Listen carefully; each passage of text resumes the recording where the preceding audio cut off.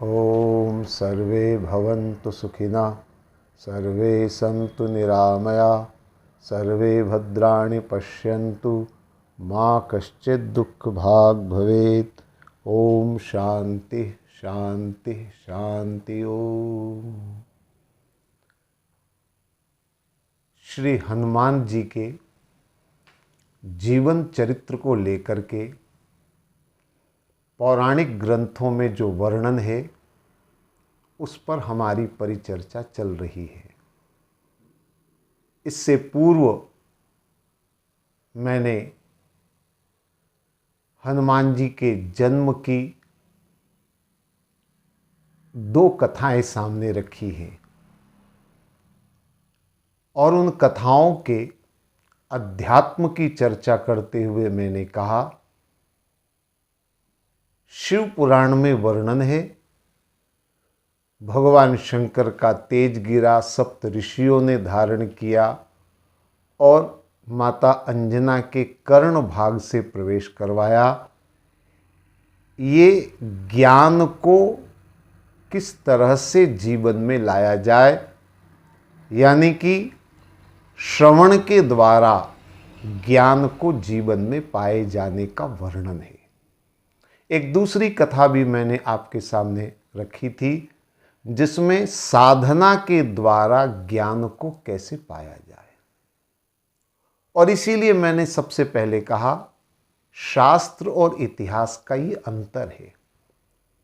इतिहास में एक व्यक्ति के जन्म की एक ही कथा होगी, एक ही वर्णन होगा, लेकिन ये अलग अलग वर्णन इसलिए है कि हम हनुमान जी के गुणों को जीवन में कैसे उतार सकते हैं। और हनुमान जी सर्वगुण संपन्न है। तुलसीदास जी इसीलिए कहते हैं सकल गुण निधानम, सारे गुण उनमें है। ज्ञान की चर्चा मैंने करी है, पर हनुमान जी जितने बड़े ज्ञानी हैं उतने बड़े वो भक्त भी हैं, उतने ही वो परम बलशाली भी हैं। और इसलिए अन्य पुराणों की तरफ, अन्य ग्रंथों की तरफ, अन्य धर्म शास्त्रों की तरफ हम जब देखते हैं तो कुछ अलग ढंग का वर्णन देखने को मिलता है। आइए उसी में से एक और छोटा सा वर्णन हनुमान जी के जन्म को लेकर जो बिल्कुल अलग ढंग से अलग बात कहता है, वो हम आज थोड़ा देखें। वाल्मीकि रामायण का यह वर्णन है। वाल्मीकि रामायण के किष्किंधा कांड में वर्णन आता है, माता अंजना सुमेरु पर्वत पर खड़ी हुई थी। पीली साड़ी उन्होंने पहन रखी थी और उस पीली साड़ी के साथ साथ वर्णन आता है कि साड़ी पर लाल रंग की बॉर्डर लगी हुई थी। ऐसी साड़ी उन्होंने पहन रखी थी और वो खड़ी हुई थी, संतान प्राप्ति की कामना से प्रार्थना कर रही थी। उसी समय पवन देव वहां पर पधारे। माता अंजना को ऐसा आभास हुआ जैसे कोई उनका स्पर्श कर रहा है। तेज हवा से उनका साड़ी का पल्लू खिसक गया। माता अंजना को एक क्षण बड़ा क्रोध आया और क्रोध में उन्होंने कहा, कौन है जो मुझे स्पर्श करना चाह रहा है? मैं एक पतिव्रता नारी हूं, मेरे सतीत्व को आंच अगर आई तो मैं श्राप देकर दंड दूंगी। उसी समय पवन देव प्रकट हो गए और पवन देव ने कहा, आप श्राप मत दें, आपने प्रार्थना करी है, आपने मुझे प्रसन्न किया है और मैंने आशीर्वाद दिया था कि पुत्र की प्राप्ति आपको होगी। उसी आशीर्वाद को पूर्ण करने के लिए मैंने आप को ये पुत्र प्रदान किया है। यह जो पुत्र पैदा होगा ये बड़ा बलवान ही होगा, यशस्वी होगा और अद्भुत बालक होगा, ऐसा आशीर्वाद दिया। माता अंजना ने उसे प्रसाद के रूप में स्वीकार किया। तो इस कथा के माध्यम से ये वर्णन आता है कि हनुमान जी वायु के पुत्र हैं, इसीलिए उन्हें कहा गया पवन पुत्र हनुमान। तो अभी तक शिव जी के पुत्र होने की बात आपने सुनी, अब ये वायु के पुत्र होने का वर्णन है। बहुत छोटा सा ये वर्णन है, लेकिन बड़ा विचित्र वर्णन है। धर्म ग्रंथों के अंदर जहां हम सोचते हैं कि धर्म का वर्णन, अध्यात्म का वर्णन, आत्म कल्याण का वर्णन होना चाहिए, वहां वर्णन किस तरह का है कि स्त्री के साड़ी किस रंग की है, उसकी किन्नौर पर रंग कैसा है। तो कई बार मन में एक प्रश्न पैदा होता है नई पीढ़ी के मन में कि ये धर्म ग्रंथ है या श्रृंगार का ग्रंथ है। मां अंजना के श्रृंगार का वर्णन किया गया, आखिर इस धर्म ग्रंथ में श्रृंगार का क्या औचित्य है।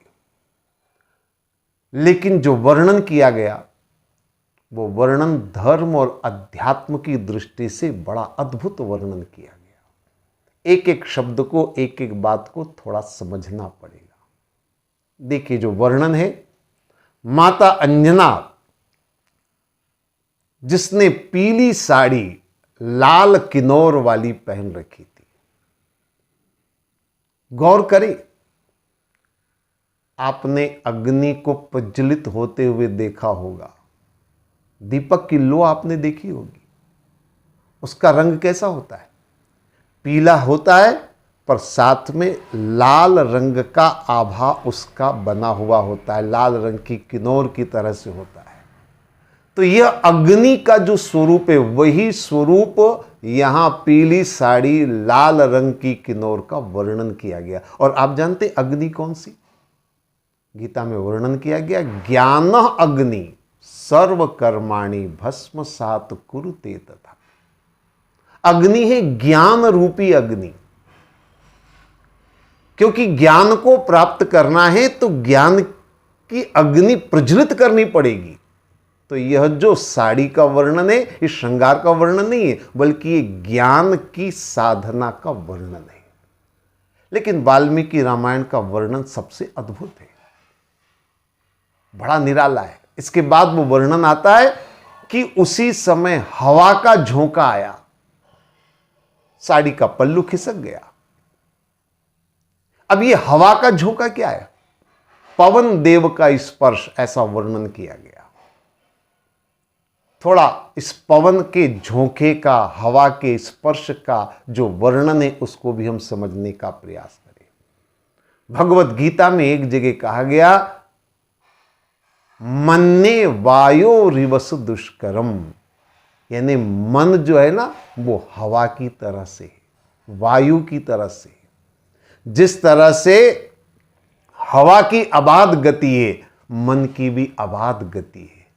जिस तरह से वायु में अपार शक्ति है, आपने देखा होगा जब तूफान आता है, हवाएं जब तेज चलती हैं, तो सब कुछ धराशायी हो सकता है, सारी सृष्टि चौपट हो सकती है, इतनी हवा की ताकत है। मन में भी अपार ताकत है, मन की शक्ति अपार है। हम लोग तन की शक्ति को तो अच्छी तरह जानते हैं कि हम 50 किलो का वजन उठा सकते हैं, कि हम 80 किलो का वजन उठा सकते हैं। तन की ताकत हम नाप लेते हैं, लेकिन अपने मन की ताकत को हम नहीं पहचानते, और इसीलिए हम जीवन में सफल नहीं हो पाते। जीवन के किसी भी कार्य में अगर सफल होना है तो हमें अपनी मन की शक्ति का आभास होना चाहिए। जिसने अपनी मन की शक्ति को जान लिया, पहचान लिया, वो उसके लिए जीवन में कुछ भी असंभव नहीं रहेगा। मन में अपार शक्ति होती। मैं कई बार कहा करता हूं, मान लीजिए एक आदमी थका हुआ आया है, दिन भर उसने कड़ी मेहनत करी है, थक कर चूर वो घर पर आया है, आकर बिस्तर पर लेट गया, प्यास लगी है, पर पानी पीने की भी उसकी हिम्मत नहीं है। प्यास लग रही है, पर वो पानी उठकर नहीं पी पा रहा है। वो आवाज लगाता है घर में किसी को कि मुझे कोई पानी पिला दे, मुझे कोई पानी पिला दे। इसका मतलब यह है कि अब तन में उसके ताकत नहीं रही है, उठकर पानी पीने की ताकत उसके तन में नहीं रही है। कल्पना करो जब उठने की ताकत नहीं है, पानी पीने की ताकत उसकी नहीं है, उसी समय अगर उसके पलंग के ऊपर या पलंग के आसपास एक 2-2.5 फीट वाला आ जाए, क्या करेगा वो? बैठा रहेगा? दौड़कर ऐसा भागेगा जैसे ओलंपिक में भाग लेने वाला हो। अब ये जो ताकत आई, ये कहां से आई है? ये ताकत तन की नहीं है, ये ताकत है मन की ताकत। तो तन की ताकत से भी मन की ताकत कई गुना ज्यादा होती। मन बड़ा बलवान है, मन बड़ा शक्तिशाली है। पवन देव का स्पर्श, ये पवन देव माने कौन? ये है मन का वर्णन यहां पर किया गया, क्योंकि मन को जोड़ना बहुत जरूरी है। मन के बिना कोई काम नहीं हो सकता है। माता अंजना को ऐसा लगा जैसे कोई मेरे सतीत्व को भंग कर रहा है, मुझे स्पर्श कर रहा है। पहले वो क्रोधित हुई। क्यों क्रोधित हुई? क्योंकि ये मन ज्ञान में, साधना में बाधक बन सकता है। पर इसका एक दूसरा रूप और है। मन बाधक भी बन सकता है और मन सहायक भी हो सकता है। मन के दो पहलू हैं। मन से आदमी का पतन भी हो सकता है, मन से आदमी का उत्थान भी हो सकता है। मन एवं मनुष्याणाम कारणम बंध मोक्षयो।